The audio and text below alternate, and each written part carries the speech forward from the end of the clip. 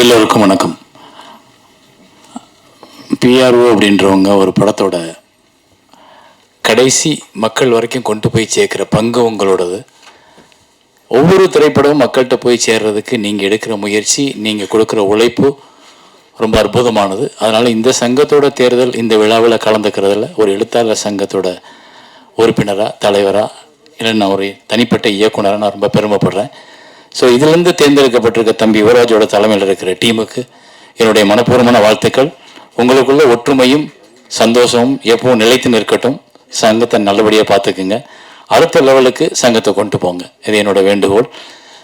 அடுத்ததாக இந்த நிகழ்ச்சிக்கு மத்தியில் அமர்ந்து ரொம்ப மென்மையாக எல்லாரோடையும் நல்ல சிரிப்போட அன்போட உட்கார்ந்து அத்தனை பேர்த்துக்கும் தோழமையோடு பழகிக்கிட்டு இருக்க அமைச்சர் அவர்களுக்கு என்னுடைய வணக்கங்கள். எல்லாரும் கேட்குறாங்க, ஒவ்வொருத்தரும் ஒவ்வொரு வேண்டுகோள். ஸோ நாங்கள் எழுத்தாளர் சங்கத்துக்கு இப்போ தான் வந்திருக்கோம். எங்களோட குழு எங்களோட பொறுப்பை ஏற்று ஒன்று ஒன்றா பார்த்துக்கிட்டு இருக்கோம். எங்களுக்கும் சில கோரிக்கைகள் இருக்குது. ஆனால் அதை நாங்கள் சுயநலமாக இங்கே கேட்காம உங்கள்கிட்ட நேரடியாக கேட்டுக்கிறோம். அப்புறம் இங்கே பொதுவாக கேட்க வேண்டியது என்னென்னா, திரைத்துறையில் நிறைய பிரச்சனைகள் இருக்குது. நீங்கள் பார்க்கும்போது நாங்கள் எல்லாரும் சிரிச்சுக்கிட்டு இருக்கோம். ஆனால் தனியாக வீட்டுக்கு போய் உட்காந்தா ஒவ்வொருத்தரும் ஏதோ ஒரு யோசனையில் மூழ்கிக்கிட்டு இருப்போம். ஒரு திரைப்படம் எடுத்த தயாரிப்பாளர் அதை எடுத்து ரிலீஸ் பண்ணுறதுக்கு 1000 தடைகளும் பிரச்சனைகளும் இருக்குது. ஒரு படத்தை எடுத்த இயக்குனர் அந்த படத்தை முடிக்கிறதுக்குள்ளே இருக்க பிரச்சனைகள் நிறையா இருக்குது. ஸோ நிறைய பிரச்சனைகள். அதாவது ஆக்சுவலி சிவா சார் சொன்னது கரெக்ட். என்னென்னா, இந்த இந்த இந்த இண்டஸ்ட்ரியை புரிந்து கொண்ட ஒருத்தர் எங்களுக்கு அமைச்சராக கிடைச்சது, அதை முதல்வர் கொடுத்ததுக்கு உண்மையிலே பெரிய ஹார்ட்ஸ் ஆஃப் சல்யூட். ஏன்னா அவங்க தான் இதை தீர்க்க முடியும். நாங்கள் இதுக்கு முன்னாடி எத்தனையோ ஆட்சிகளில் நாங்கள் எங்களோட கோரிக்கைகளை வச்சுருக்கோம். சிலது நிறைவேற்றிருக்காங்க, நிறையாவது நிறைவேற்ற முடியலை. ஏன்னா அதுக்கு அவங்க பக்குவமாக உட்காந்து பேசலை. இங்கே நீங்கள் எங்களுக்கு ஒரு குழு உருவாக்கி என்ன பிரச்சனைகள் இருக்குது, இதை எப்படி சால்வ் பண்ணலாம். இங்கே அண்ணே ஒரே நிமிஷம், இங்கே எல்லாரும் பிழைக்கணும். படம் ப்ரொடியூஸ் பண்ணும்போதே நாங்கள் வரி கட்டிடுறோம்.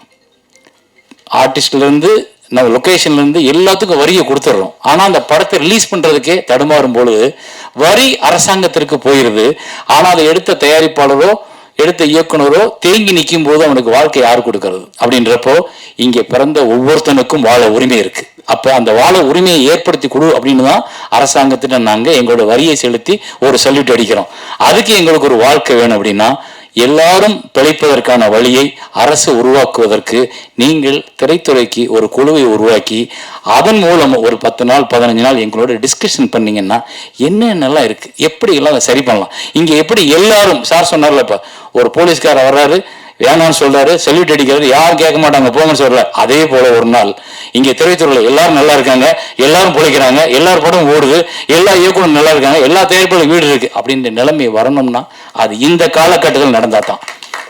இந்த காலகட்டம் தான் அதுக்கு சரியான காலம். ஏன்னா எங்க எல்லாரோட விஷயத்தையும் உற்று நோக்கிற தெரிஞ்ச, ஒவ்வொரு நாள் ஷூட்டிங்ல என்ன பிரச்சனைன்னு தெரிஞ்ச ஒரு முதலமைச்சர் இங்கே உட்காந்துருக்காரு. ஸோ அவர் மூலமா தான் எங்களுக்கு இதில் விடிவு காலம் வரும்னு நாங்கள் நம்புகிறோம். ஒரு சாதாரண இயக்குனரா நான் அதை உங்கள்கிட்ட முன்வைக்கிறேன். இதுக்கு என்ன நீங்க முயற்சி எடுத்தாலும் அதில் முதல்ல கூப்பிடுறால் என் பெயரா இருந்தால் நான் சந்தோஷப்படுவேன். நன்றி, வணக்கம்.